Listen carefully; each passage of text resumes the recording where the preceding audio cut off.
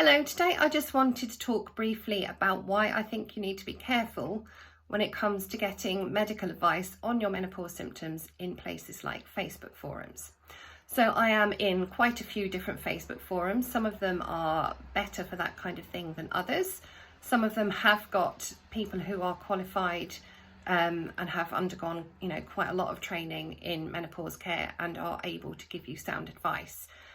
However, it's not so much what is being said in these forums, it's what's not being said. And because they are perimenopause forums, obviously that is the main focus of the discussions in there. So there was one last week that worried me in particular, and I have seen this kind of thing happen before. And it was a lady who said that she had a lot of abdominal bloating, which was getting worse over the last few weeks, and she was getting some abdominal pain as well. And she was becoming increasingly tired. So it being a perimenopause forum, the very well-meaning ladies were saying things like, oh, you might have a food intolerance, perhaps you could get that checked out. Maybe you could do with taking some magnesium, all of which were really good ideas. However, what if those symptoms were nothing to do with perimenopause? What if they were signs of something more sinister, like perhaps ovarian cancer or something like that? And it's not what was being said in there, it's what wasn't being said. Not one person apart from me said, actually, I think you need to get those symptoms checked out by your GP pretty quickly.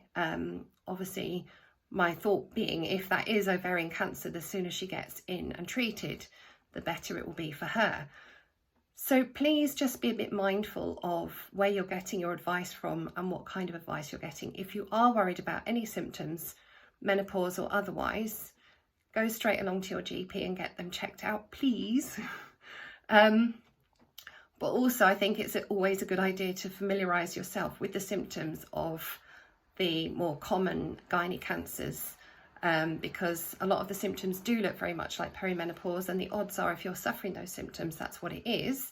However, you need to be aware of when it's time to go and get them checked out in case there's something else, because quite often, sadly, these symptoms do get brushed off and missed as being perimenopausal when that's not necessarily the case.